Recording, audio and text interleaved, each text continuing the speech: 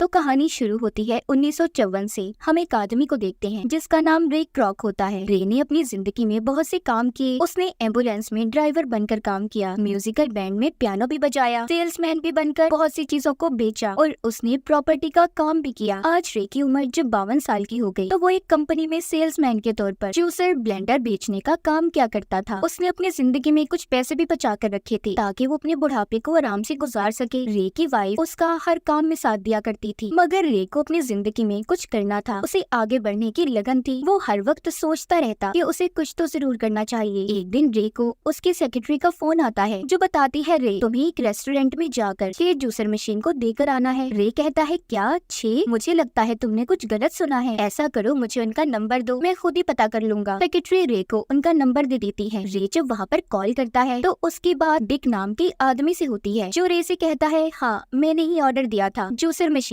का, पर तुम ऐसा करो 6 नहीं बल्कि हमें 8 चाहिए। अब रे उनके रेस्टोरेंट का पता ढूंढकर और उन्हें डिलीवरी देने चला गया था। जब वो उनके रेस्टोरेंट के पास जाता है तो देखता है उधर लोगों की बहुत लंबी लाइंस लगी हैं। जब वो भी कुछ खाने के लिए ऑर्डर देता है तो उसका ऑर्डर कुछ ही सेकंड्स में आ गया था। रे उनकी इतनी फास्ट स्पीड देखकर हैरान था क्योंकि इतनी जल्दी ऑर्डर कोई भी नहीं देता। अब वो अपना खाना लेकर साइड पर बैठकर खाने लगता है। तभी उसके पास एक आदमी सफाई करते हुए आता है और पूछता है कि आपको हमारा बर्गर कैसा लगा। रे जवाब देता है बहुत ही मजेदार। पर तुम कौन हो? वो आदमी बताता है मैं इस जगह का ऑनर मालिक हूँ। रे भी जब उसे अपना कार्ड देता है तो उसे पता चल गया था कि ये वही है जिससे इन्होंने जूसर मशीन को मंगवाया है। अब वो आदमी रे को अपना नाम मैक बताता है और साथ ही वो उसे अंदर ले गया था। अपने किचन का सारा सिस्टम दिखाता है। रे को सब चीजें बहुत अच्छी लगी थी। यहाँ पर रे मैक के भाई डिक से भी मिलता है जिससे इसने फोन पर बात की थी। रे उन दोनों भाइयों से कहता है मुझे आपका काम बहुत पसंद आया, मैं आप लोगों को खाने पर बुलाना चाहता हूँ। डिक कहता है नहीं नहीं रहने दें, मगर रे उनकी कोई बात नहीं सुनता। रात को ये तीनों एक होटल में मिलते हैं। रे उनसे पूछता है कि आपने ये सब कैसे शुरू किया? मुझे हर चीज बहुत पसंद आई। मैक बताता है हम छोटे थे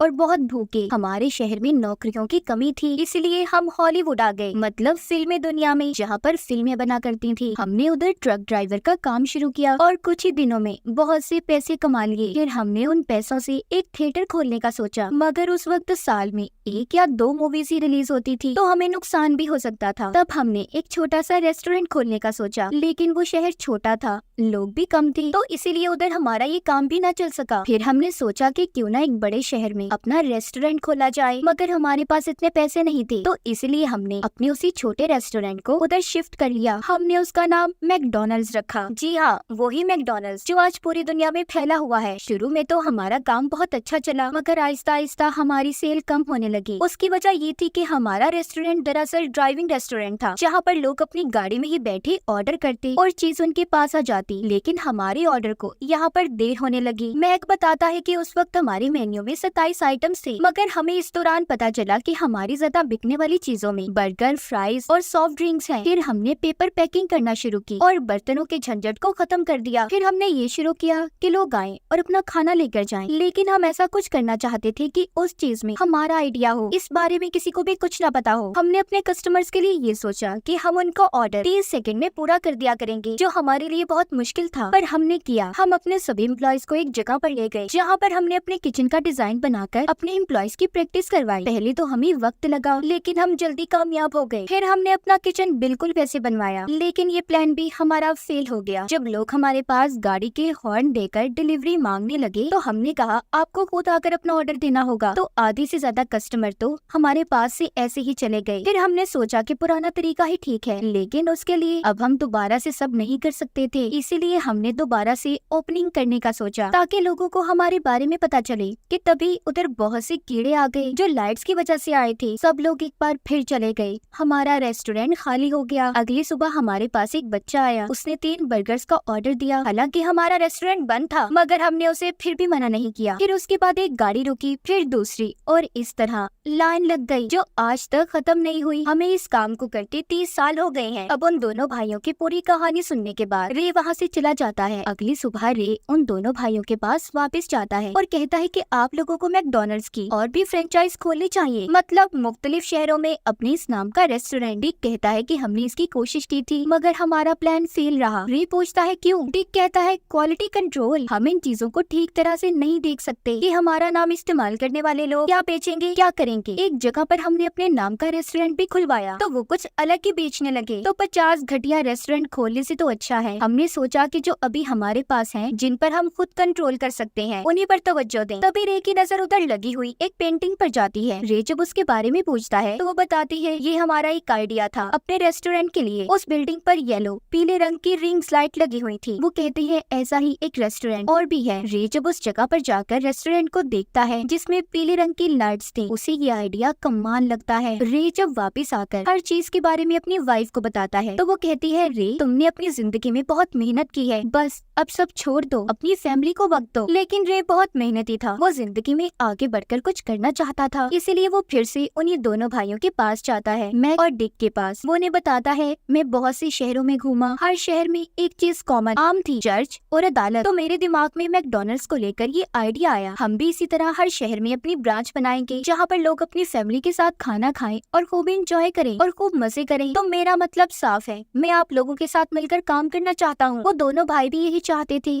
तो इसीलिए वो रे के साथ कॉन्ट्रैक्ट करने को तैयार थे। उस कॉन्ट्रैक्ट में बहुत सी शर्तें थी, मगर फिर भी रे सभी शर्तों को पढ़ता है और मान जाता है। अब एक नया रेस्टोरेंट खोलने के लिए उन्हें पैसों की जरूरत थी, तो इसीलिए रे अपना घर बैंक के पास रखवा कर कुछ पैसे उधार लेता है। उसने अपने प्रोजेक्ट पर काम करना शुरू कर दिया। कुछ दिन के बाद उसकी एक नई ब्रांच मैकडॉनल्ड्स की खुल जाती है। इसमें रे ने अपने दिन रात एक कर दिए थे। अब वो दोनों भाई रे की कुछ बातों को मानने से भी मना कर देते हैं, मगर रे के अंदर हर चीज का जुनून था। एक दिन जब वो अपनी वाइफ के और कुछ दोस्तों के साथ खाने पर जाता है तो वहाँ पर भी रे अपने आइडियाज के बारे में अपने दोस्तों को बताता है। वो दरअसल अपने मैकडॉनल्ड्स की एक और ब्रांच खुलवाना चाहता था। उसके दोस्त इस बात को मानने के लिए तैयार थे। वो अपने पैसे लगाकर रेस्टोरेंट खोल लेते हैं। इस तरह एक महीने के अंदर अंदर मैकडॉनल्ड्स की तीसरी ब्रांच खुल जाती है। लेकिन रे उनके काम से, सफाई के तरीके से बिल्कुल भी खुश नहीं होता। तब रे सारी सूरत हाल को देखकर ये फैसला करता है कि वो अपनी अलग से टीम बनाएगा। वो अपनी टीम में सभी उन लोगों को रखता है जो आगे जिंदगी में कुछ करना चाहते थे। रे फिर एक आदमी से मिलता है जो एक रेस्टोरेंट का मालिक था। उसका नाम बहुत ज्यादा मशहूर था। वो मैकडॉनल्ड्स को देखकर बहुत इम्प्रेस होता है। उस रेस्टोरेंट के मालिक के साथ उसकी बीवी भी थी जो रे को बहुत अच्छी लगी थी। वो उसके साथ पियानो भी बजाता है। उस आदमी ने भी रे से मैकडॉनल्ड्स की एक फ्रेंचाइज खरीद ली थी। वो कहता है कि मैं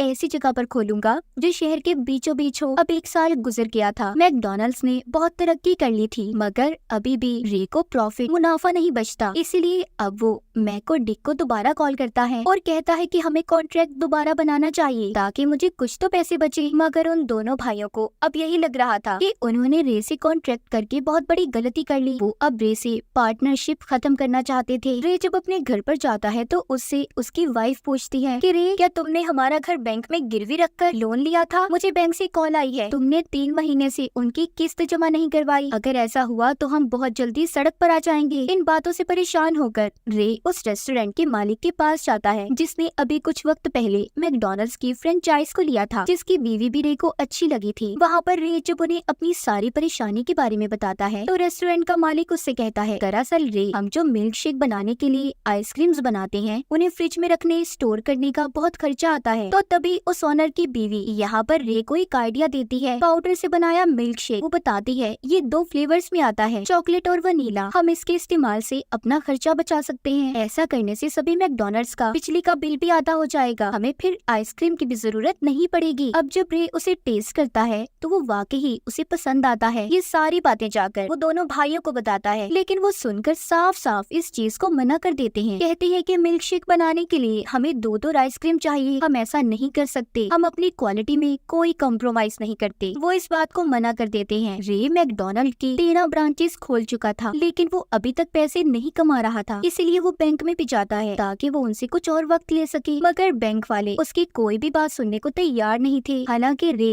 अपनी मजबूरी के बारे में भी बताता है, लेकिन वो उसकी कोई भी मदद नहीं कर सकते थे। तभी वहाँ पर एक आदमी बैठा रे की सारी बातें सुन लेता है। जब रे बैंक से बाहर आता है तो वो आदमी उसका पीछा करता है और रोककर कहता है मैंने तुम्हारी सारी बातों को सुना, अगर तुम इतना अच्छा बिजनेस करके भी पैसे नहीं कमा रहे, तुम्हें कोई मुनाफा नहीं बचता, तो तुम कुछ तो गलत कर रहे हो। मैंने मैकडॉनल्ड को देखा, वहाँ पर कई बार खाना खाया, मुझे समझ नहीं आ रही तो तुम गलती कहाँ पर कर रहे हो। अब वो आदमी रे के साथ उसके ऑफिस जाता है और उसके कॉन्ट्रैक्ट पेपर्स को पढ़ता है, जिसे पढ़कर रे से कहता है देखिए आपको अपने बिजनेस में अगर कुछ बदलाव लाने हैं तो आपको अपने पार्टनर्स मैक और डिक की इजाजत लेनी होगी। आपके कॉन्ट्रैक्ट में यही लिखा देखा है। अच्छा, जब आप किसी को अपने मैकडोनल्ड की ब्रांच खोलने देते हैं तो क्या करना होता है? रे बताता है जिसको हमारा नाम चाहिए वो आदमी जमीन खरीदता है और रेस्टोरेंट बनाता है। फिर हम उसे 20 साल का मैकडोनल्ड फ्रेंचाइज लाइसेंस देते हैं। साथ ही साथ हम उन्हें ट्रेनिंग देते हैं, अपनी मशीन्स के बारे में इस्तेमाल भी बताते हैं। वो आदमी रे की सारी बातें सुनकर कहता है, नहीं, इस तरह तो आप कभी भी ज्यादा प्रॉफिट नहीं कमा सकते। आप ये काम क्यों नहीं करते? आप खुद ही जमीन खरीदें और फिर जो आदमी फ्रेंचाइज को लेना चाहता है उसे आप किराए पर दें। इस तरह आप उस किराए से और भी जमीन ले सकते हैं तो आपका बिजनेस भी बढ़ेगा। और अगर वो लोग चीजों की क्वालिटी अच्छी नहीं रखते, आप उनके लाइसेंस को कैंसिल कर दें और फिर तो आपके पार्टनर्स मैक और डिक सब आपकी मुट्ठी में होंगे। रे कहता है, तुम्हारे कहने का मतलब अगर मैं ऐसे करूं तो दोनों भाई मैकडोनल्ड के मालिक नहीं रहेंगे? वो आदमी कहता है, हाँ ऐसा ही है। अब रे उस आदमी की बात को मानकर एक और कंपनी खोलता है जिसका नाम वो फ्रेंचाइज रियलिटी कॉर्पोरेशन रखता है। जब ये बात मैक और डिक को पता चलती है तो उन्हें बहुत गुस्सा आता है। वो फोन पर रे से कहते हैं कि तुम मैकडोनल्ड में कुछ भी नहीं बदल सकते। रे कहता है, मैं कुछ भी नहीं बदल रहा, वो सब आप ही करेंगे, मगर मैं बाहर ऊपर नीचे क्या हो रहा है सब मैं तय करूंगा। रे को इस तरह बहुत से इन्वेस्टर्स भी मिल गए थे। वो पाउडर मिल्क शेक भी बनाना शुरू कर देता है। जब इन सब के बारे में मैक और डिक को पता चलता है तो वो कहते हैं, देखो तुम गलत कर रहे हो, तुम किसी भी चीज में हमारी इजाजत नहीं लेते। रे कहता है, मैं तुम्हारे हुक्म पर चल चल कर थक गया हूँ, तुम मेरी तरक्की में रुकावट बनते हो, मैं तुम्हें कुछ भी कहूँ तुम साफ मना कर देते हो। इतना कहकर उसने फोन को बंद कर दिया था। इस तरह रे अपनी मर्जी के मुताबिक चलकर मैकडोनल्ड की बहुत सी शाखों को खोल लेता है। जब इन सब के बारे में मैक और डिक को पता चलता है तो वो रे से कहते हैं कि तुमने हमारे आइडिया को चुराया है, सबसे फास्ट बेस सर्विस का आइडिया हमारा था। रे कहता है, तुम दोनों कभी भी आगे नहीं बढ़ सकते, तुम तरक्की ही नहीं करना चाहते, तो मैंने ये सब किया, बिजनेस के लिए रिस्क लेना पड़ता है और वो सब मैंने किया। रे कहता है, तुम मेरा कुछ नहीं बिगाड़ सकते। ये बात सुनकर मैक को डायबिटीज का अटैक आ जाता है क्योंकि उसे पहले ही शुगर थी। मैक को हॉस्पिटल में ले जाया जाता है